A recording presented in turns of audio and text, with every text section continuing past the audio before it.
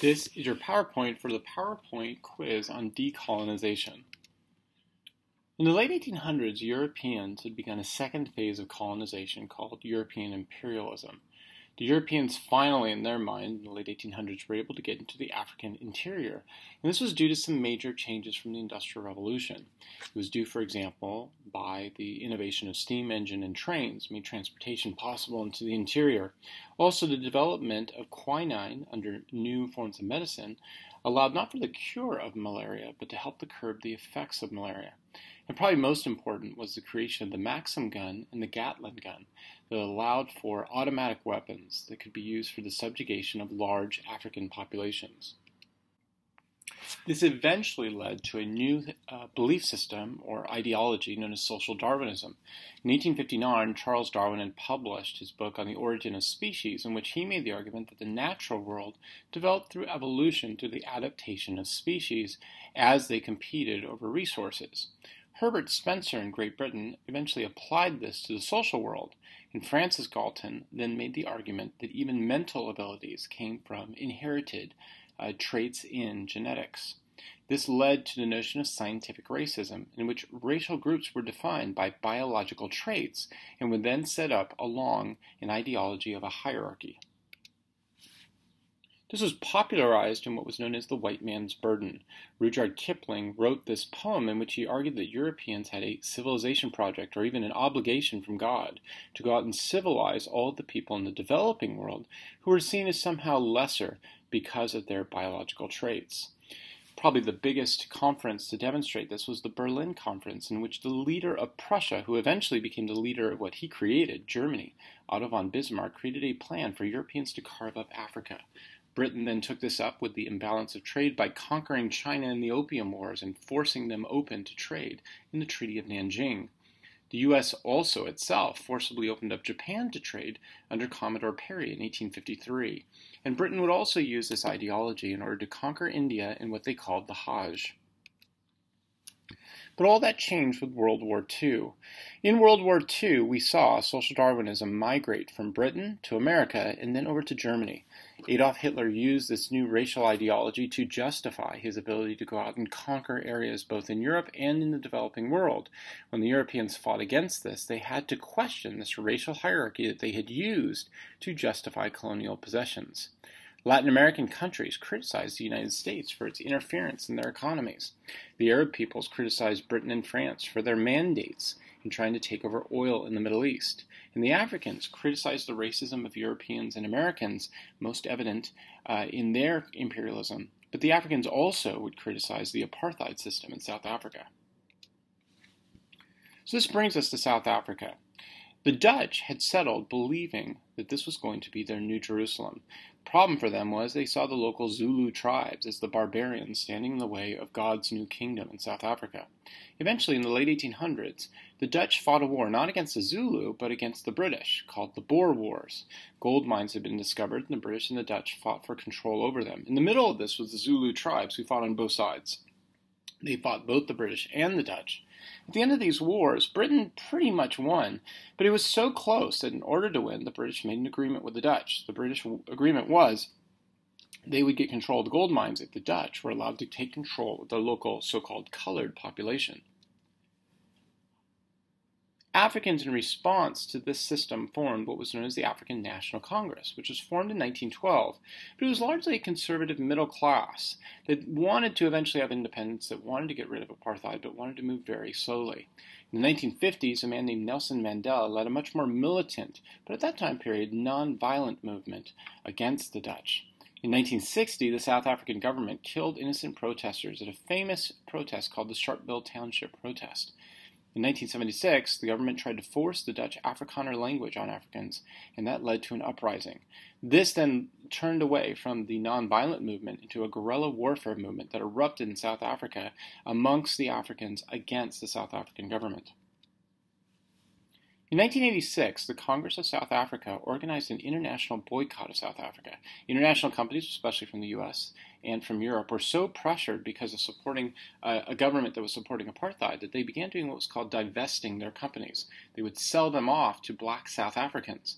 This eventually led to such a crash on the economy in South Africa that the president of the time, in 1991, South African President de Klerk, freed Nelson Mandela from 30 years in Robben prison. Mandela ran for office and won the next election, and then ended apartheid in conjunction with de Klerk. In the Middle East, there was also an independence movement that tried to merge together Western culture with that of Islam. In Turkey, for example, a man named Mustafa Kemal Ataturk, back in the 1930s, wanted to modernize Turkey. He brought traditional Muslim clerics, the ulamas, under control of the state. He separated Muslim religion from the secular state. He barred women from wearing the hijra, the head covering, in public. He gave women rights to divorce, education, inheritance, and custody of children. But after his death, more radical measures were then repealed, but still Turkey remained a country that tried to keep separate overall religion and state. In other countries, there was a much more radical Islamic movement. For example, in Iran, there in the 1950s, the United States had forcibly replaced the socialist Mohammad Mossadegh and replaced him with Shah Pahlavi. Pahlavi tried to modernize Iran by redistributing the ulama's lands, secularizing some of Sharia law, and providing women with education. However, he was also brutal against any of his enemies.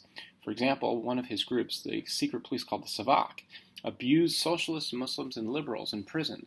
This eventually led to a revolution in 1979, in which there was a coalition of communists, socialists, liberals, and Muslims. However, after this revolution was successful, the radical Shiite regime under Ayatollah Ruhollah Khomeini took over, and he got rid of all of his fellow allies, communists, socialists, and liberals, and turned Iran into a radical Shiite state. So this leads into some of the problems that we're seeing with decolonization. It happened throughout all these countries, the Middle East, India, and Turkey, and so forth. Many of these countries formed military dictatorships, and there tended to be a lack of experience with democracy. There was a lack of multi-party systems that would compete with each other, and in many cases, military rule would take over for 40 years. So one of the explanations that we could give for decolonization's problems was an internal problem, a cultural problem, in which in these countries there just wasn't enough experience with democracy. Another problem possibly, though, could be what's called neo-imperialism, in which today countries are competing for investment. That means, and these are amongst the developing countries, that means in order to get in companies, what are called transnational companies, TNCs, they have to lower taxes and regulations. This allows for these TNCs or multinationals to dominate local industries and hire cheap labor. The effect on this is a lack of local capital for building businesses, and it ends up making the third world, or the developing world, dependent on first world investors. Another example is the Jewish diaspora. So in Israel, back during the early period against Rome, the Jewish people had rose up against Rome in 66 AD. They were defeated by the Roman general Titus. Jewish rebels retreated to a mountain called Masada, where they eventually had to commit ritual suicide. The Romans then exiled the remaining Jewish population, and basically for the next 2,000 years, Jewish people were settled throughout Western and Eastern Europe and even the Middle East. Eventually, Europeans developed a tradition of anti-Semitism, and it's not really based upon just one tradition, it was multiple traditions. For example, the Europeans blamed the Jewish people for the death of Christ. This was called the blood libel. Myths arose in Europe that the Jewish people were kidnapping Christian children to use for matzah bread. I know this sounds crazy, but this actually was a belief system in which the idea was that Jewish people were kidnapping Christian people and Christian children and killing them and basically grinding them down into matzah bread. Catholics believed the Jewish people had poisoned their wells during the Black Death.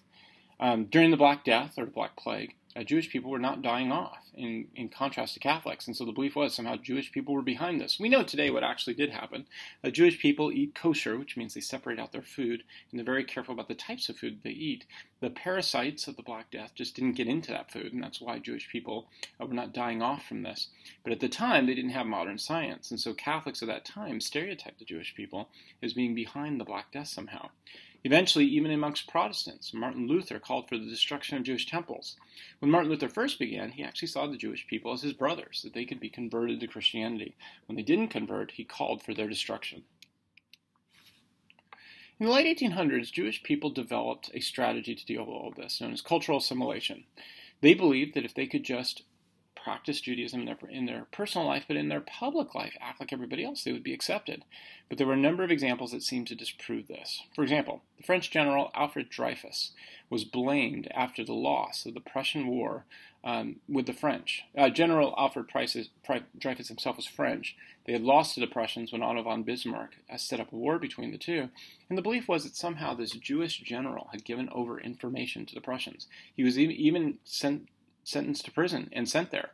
It turned out this was all a big conspiracy against him because he was Jewish. The Russians claimed to have found something called the Lost Protocols of the Elders of Zion, in which they claimed that they had found papers showing that all the major rabbis had met together at some point to plot the takeover of banks and governments in the world. It turned out that these were forged letters by the Russian generals because there was so much internal instability in the early 20th century in Russia, they needed a scapegoat, and so they blamed the Jews. This led to a man named Theodor Herzl. Herzl called for Zionism as a solution to European Jewry's fight against anti-Semitism. The idea was to create a Jewish homeland that would offer Jewish people protection. The desired place was in the Holy Land of the Middle East, but this area at the time was dominated by the Ottoman Empire. During World War I, the Ottomans allied themselves to the Germans, and then they lost. The loss to the Triple Entente meant that the Ottomans had finally collapsed, and the Middle East was then left to the British and the French, and they set up the Mandate system in which the British created Iran, Iraq, and Palestine, and the French created Syria and Jordan. Of course, probably the biggest context for why Jewish people were able to move into the Middle East at this time was the Holocaust. Adolf Hitler's Holocaust had led to the death of over 6 million Jewish people, and during that Holocaust, the countries had not believed at the beginning what the Jewish people were telling them, this Holocaust was taking place. America itself even turned away Jewish refugees who had come on a boat called the St. Louis. By the end of World War II, the Jews felt that the only solution was to create a new homeland in which they would be represented and protected through the world. The British themselves contributed to this by lying to the people. The British had promised the Arabs control over the Jordan area for trade. In the Balfour Declaration, they promised the Jewish people the region right next to the Mediterranean. The British, in essence, were promising both sides to protect them in order to control the area for oil.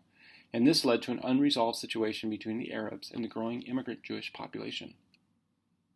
Eventually, Jewish representatives in 1948 had tried to resolve the issue in the UN by creating a partition plan in which they would divide up what today is Israel, what sometimes people will call the Palestinian region, to the east and the west.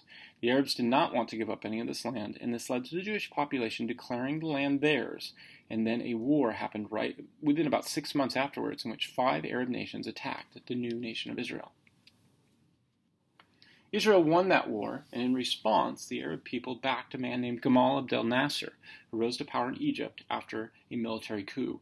He united the Arab countries around Pan-Arabism, and then he took over the Suez Canal and took it back for Egypt.